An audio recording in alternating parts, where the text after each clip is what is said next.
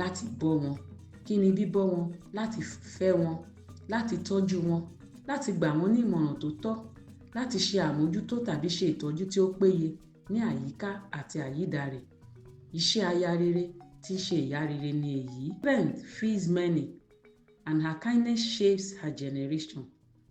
That means a good wife who is also a good mother has a lot of role to play, not just taking good care of her husband alone, children, people that are in her surroundings. Ṣé tí ọkọ nìkan ṣoṣo ni aya rere tí ń ṣe ìyá rere máa rò? Bó ṣe ń ro tọkọ, á máa ro tọmọ, á máa ro ti àwọn ẹbí, á máa ro ti àwùjọ. Iṣẹ́ obìnrin rere nìyẹn. Ìyẹn ni wípé a kàn lè jẹ́ obìnrin rere nígbà tí a bá gbé ọkọ lérí pàǹtẹ̀tẹ̀. Kò rí bẹ́ẹ̀.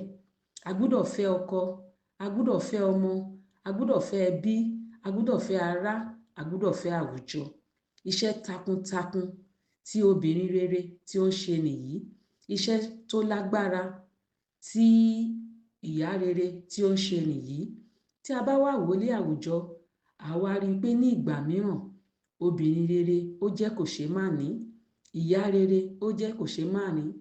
Bí ọjọ́ ọ̀la àwọn ọmọ yóò bá ti rí, bí ọjọ́ iwájú ọkọ yóò bá ti rí, ọwọ́ obìnrin rere tí ń ṣe ìyá rere ni a ti máa ń béèrè. Wá gbàgbọ́ pẹ̀lú mi wípé òwe yìí rí bẹ́ẹ̀. Jẹ́ ká jọ gbọ́ èròǹgbà tirẹ̀ ní ìsàlẹ̀ yìí. Má ṣe gbàgbé láti tẹ̀lé fún ọ̀pọ̀ ìmọ̀ Áfíríkà. A ó tún máa pàdé.